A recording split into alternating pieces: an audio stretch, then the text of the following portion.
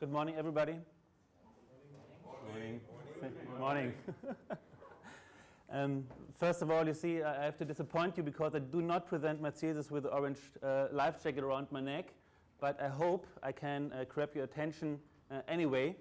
That's the title of my presentation, and I've promised in this room, in the course of John Kerry, to divide each presentation into 3 parts. Here they are. First of all, it's about the truth that creative campaigns are much more successful than average campaigns, but there's a big problem. Excellent ideas are hard to push through, but there's a solution, and this is exactly the life jacket approach I will present to you today. First of all, the more ad intensive the economy operates, the more ad resistant the audience becomes.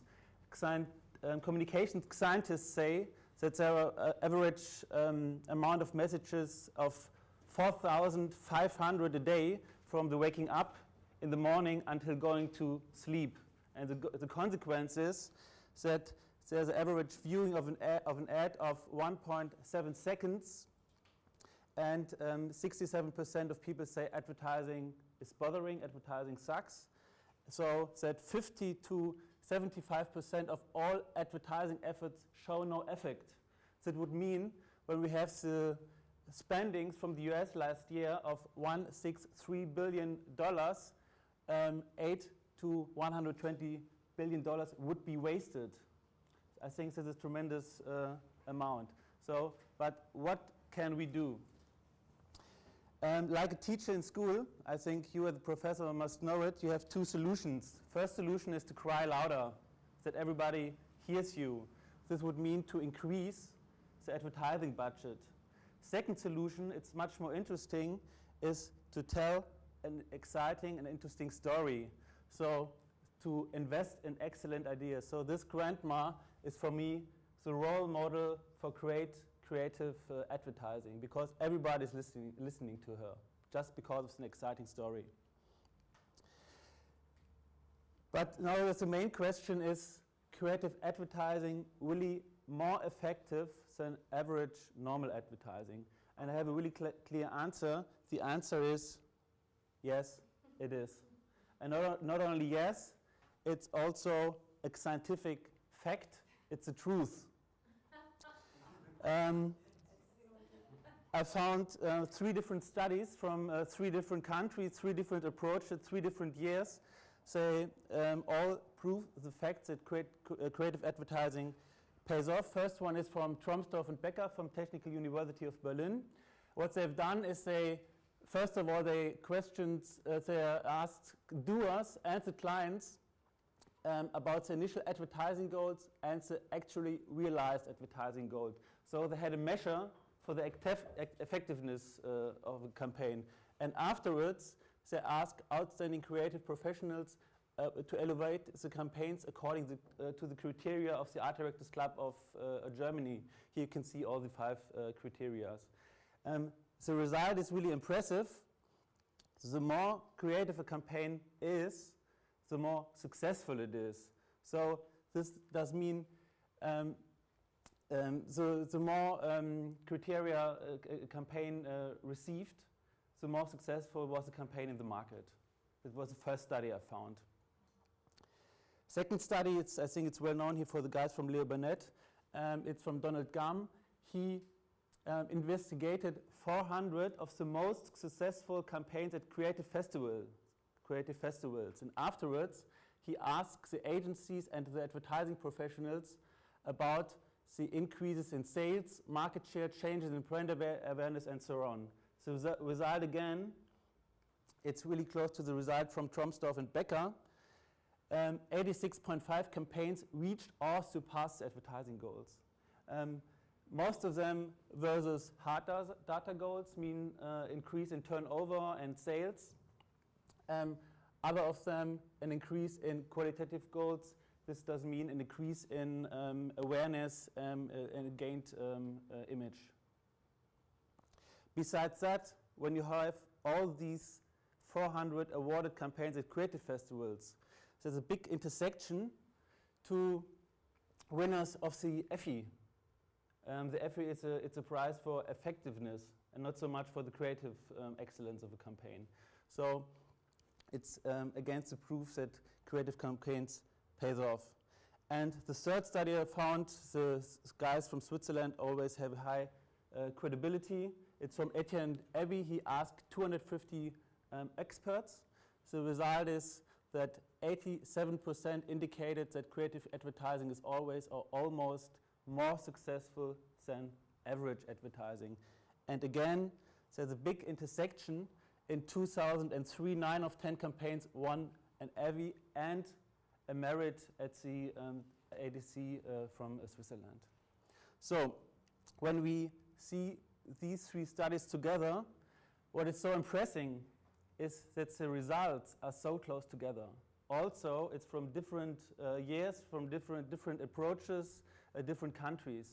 There's just 1%, there's just a gap of 1% in the results of the study.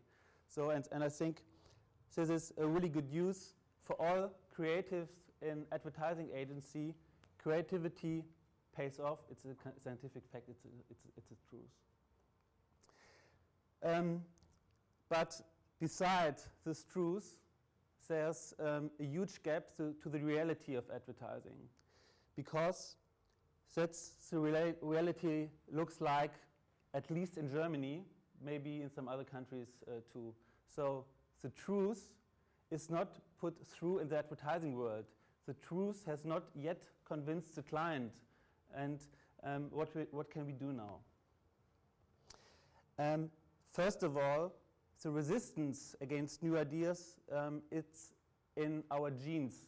Yeah, it's kind of a thing in the human being. When something is innovative, it is at first considered strange, and for the most people, something strange is never good. So it's a quote from Mark Abrahamson. It's the head of the IG Nobel Prize. And when we see the history of great ideas and therefore unusual ideas had always to fight against the resistance. The automobile as a temporary fad, I believe in the horse. It's a quote from the regent of the German Reich in the beginning of the 20th century, from Kaiser Wilhelm. Another quote, we have done without television for 60 years and we can do without it for another 60 years. And this is a quote from the boss of the International Olympic Committee. Imagine what would be the Olympics today without television. They would not get so much money and they would not be so corrupt, maybe. Another quote, I think there's a world market for maybe 5 computers. It's from the long-term CEO of IBM, Thomas Watson.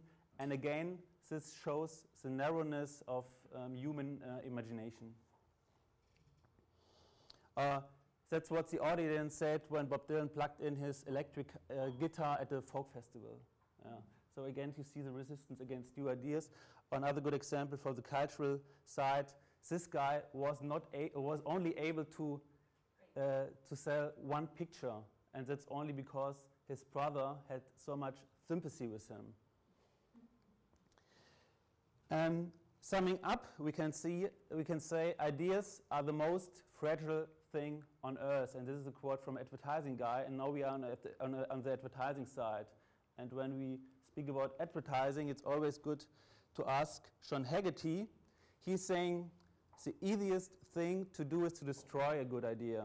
Somebody can compromise it, they can try and pervert it, they can misunderstand it, they can execute it badly. It needs care, love, and attention. And as far as television is concerned, we always say the script is just the beginning of the journey. So he's saying exactly the same that we've seen in this example now, talking about advertising. And the current financial crisis weakens the courage needed for outstanding ideas, because what you need for great ideas is courage, and the more fear prevails, the greater is the objection against the new. And besides that, we heard some days ago from Professor Olivetti here in this classroom that the average term of a CEO in companies is declined to 2.6 years average. So they have no time to build, to get a sense for the brand. And that's another reason why it is much more harder to put great ideas through. And 90% of all works that win in Cannes are faked ads. I asked Ami Kazai, the chairman of the Art Directors Club Germany, and he said to me, he evaluates this figure. And I asked other creatives from Germany, other former jury members from the Cannes Festival, say it's the same. And for me, it's again an indication that it's much more harder to get great ideas through, because they have to do such fake ads because they're not able to convince the client. And we see there's a connection when we ask a former client. This also shows how crowdly customers are. The creatives despair that they can't bring good ideas to people anymore. That's why they produce fakes in order to be able to implement excellent ideas. Terrible. It's a quote from Jochen Plecking. Jochen Plecking is a former long-term marketing director from Fiat and Mercedes-Benz. So he sees the connection between the high amount of fake ads at advertising festivals and the difficulty to push the ideas through. So, what to do now? We see great ideas need protection more than ever. And by the way, the better an idea is, the more protection it needs, because the greater an idea is, the weaker it is concerning the protection.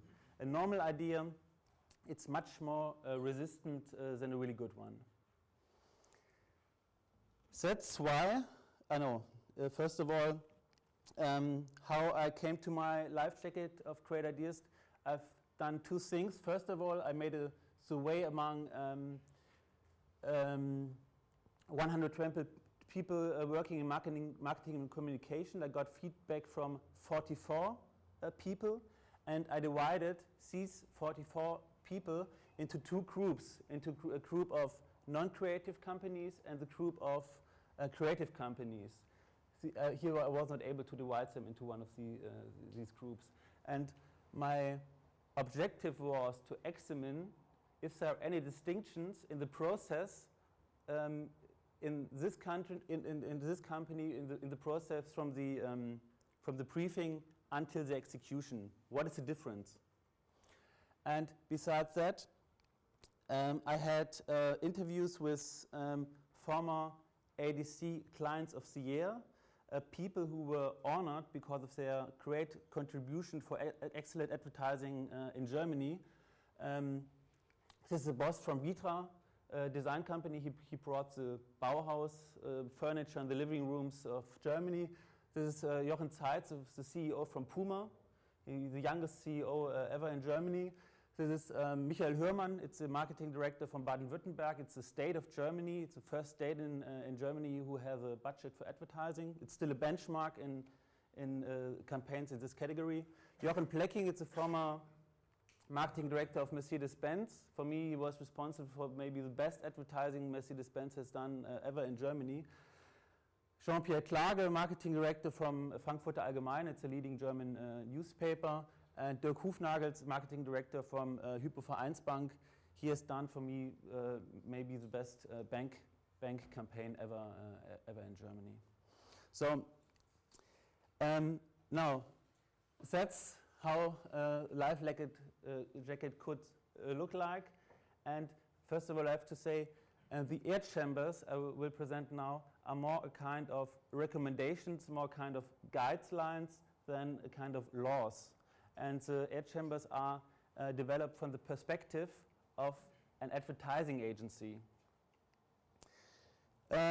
First recommendation is no access to the decision maker, no job. I would recommend the agencies to do anything to get the access to the decision maker on the client side. And it's really interesting what Rolf Hilbaum is saying. Clients who don't make decisions don't think about whether or not they like the idea, but if their boss will like the idea. There has to be access to the decision maker, otherwise it won't work. there's another story, it's for me a really interesting one from Dirk Hufnagels, the marketing director from Hypo-Vereinsbank. He was, when the great campaign was launched, he was the decision maker and the client in one person. Today, Hypo-Vereinsbank is bought to UniCredit, and he's no more able to decide over the campaigns. Because today, campaigns are coordinated with up 10 countries, up 10 divisions, different management and whatever. Too many cooks spoils the broth. Something watered down comes out of it. So there's a new structure in the company, and the advertising today of the Hypo-Vereinsbank is really bad. And what did his agency Wieden & Kennedy say to him? They said to him, this won't work, and Wieden & Kennedy withdraw the account just because of the new structure, because the agency was no more able to get access to the decision maker in the company. And in my survey, I ask the people, are clients and decision maker of advertising steps identical in your company? From the creative company, 56% agreed my statement, affirmed my statement, and from the non-creative company, only 10%. Here again, some reasons why it is so important to get the access to the decision makers in the company. Next air chamber, it's maybe the most important one, challenge the idea. Yeah? The most important thing of the protecting system to have a really, really good and strong idea. Why? Because I'm convinced that you develop a kind of protective mechanism around the idea. You do, as a creative, you do anything to fight for the idea. And this only happens if the idea is strong. So we should not blame the client. We should honestly look into the mirror, asking ourselves, is the idea really strong enough?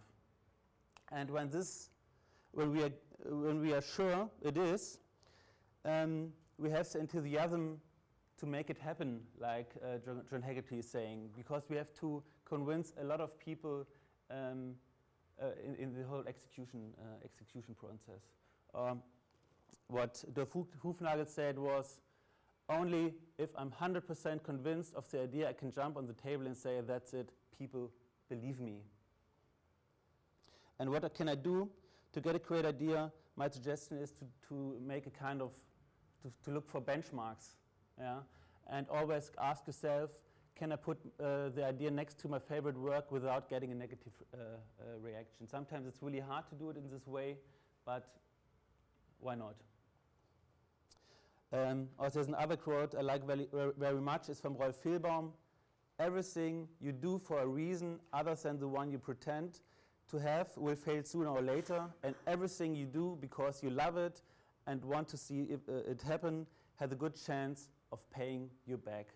And this is for me the essential of working in a creative company. That's exactly what Jochen Zeit is saying. I asked him what you can recommend to agencies, and it's really simple, but he said I can only give the advice to an agency to present ideas that they believe in. So simple it is. And again, I can back it up with the results of the survey I made between the non-creative and the creative companies. Third air chamber, expose weaknesses and talk about them.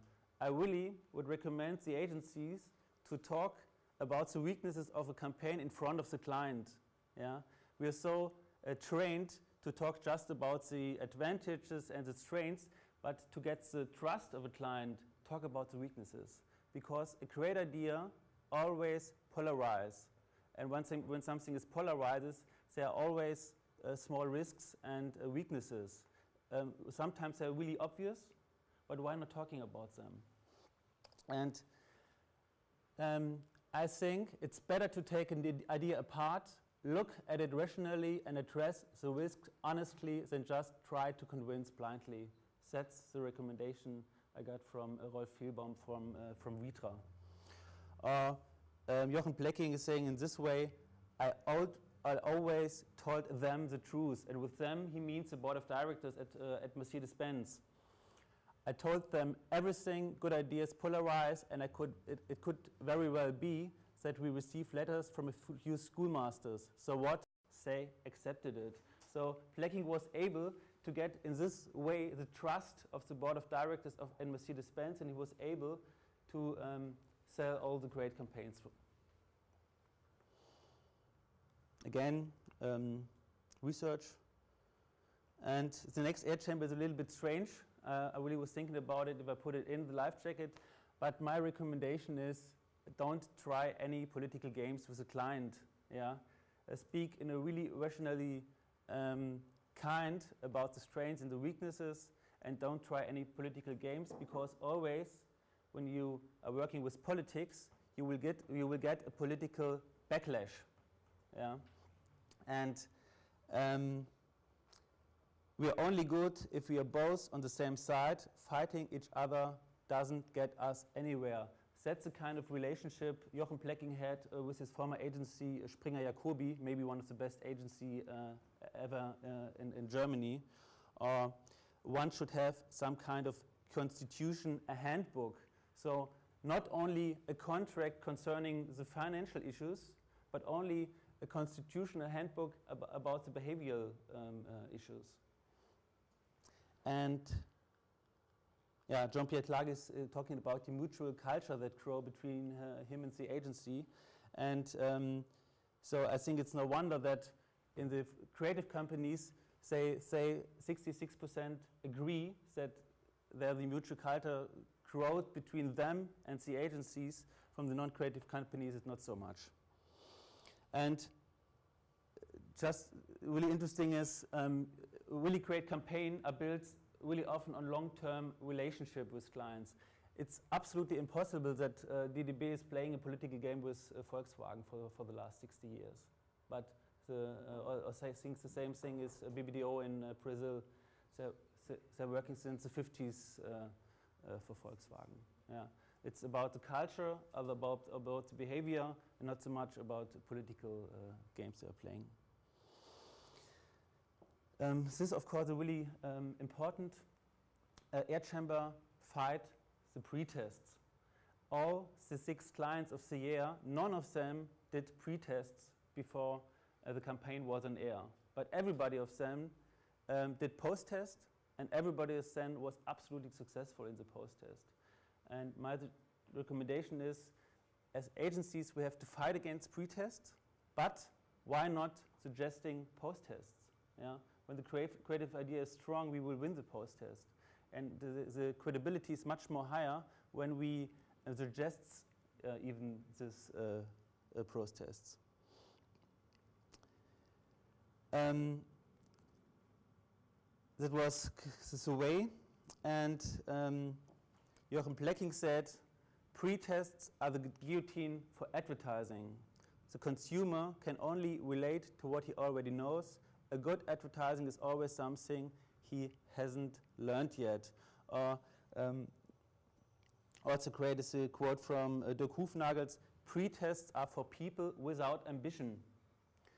It's done as an internal cover-up to the maxim, it's not my fault, it was a consumer. They wanted it that way. So pre-tests are much more a kind of political instrument than a kind of improvement for the advertising campaign. And it's funny what Jean-Pierre Clark, the marketing director from Frankfurter Allgemeine, said. After all, our editors don't do a pre-test before they publish an article. Yeah? And so I think this is a really great self-image he has here. Maybe the most impressive story is a story from Puma. 50 years before, you could buy Puma at the rummage tables at Woolworths. Today, Puma is a worldwide brand with flagship stores over the world.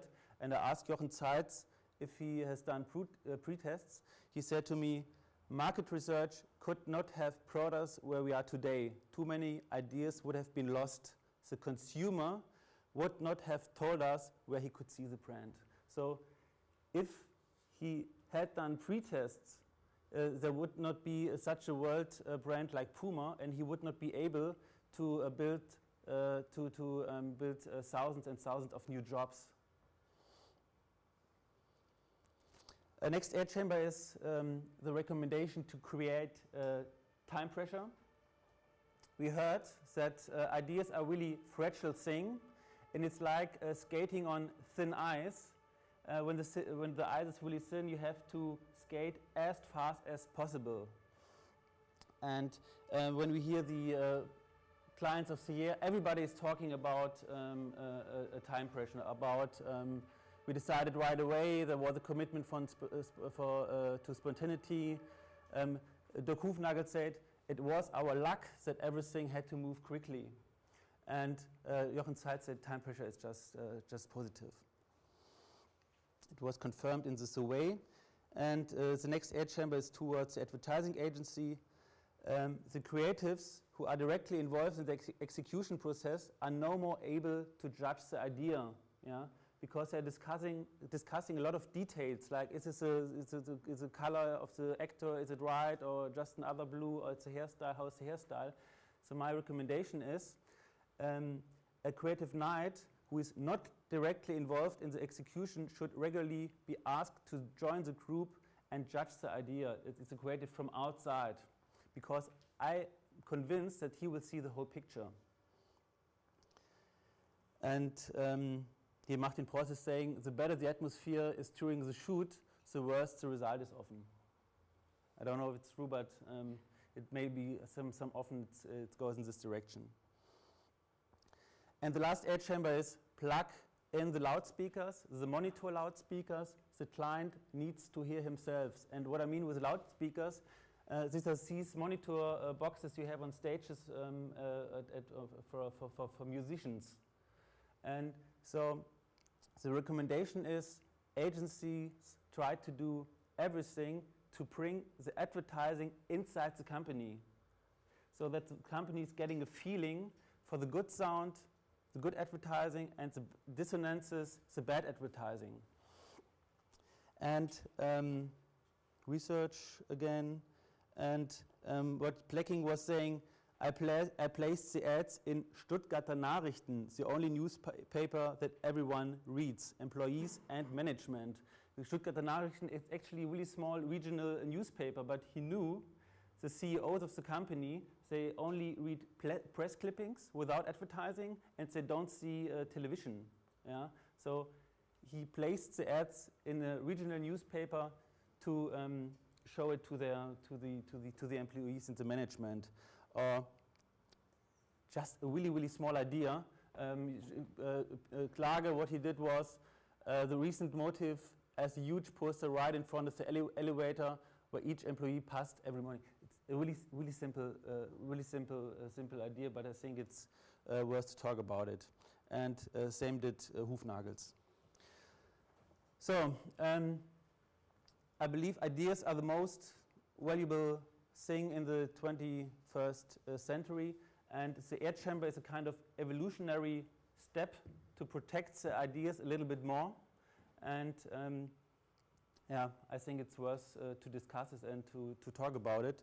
And after that, thank you to you all for your support in the last 18 months.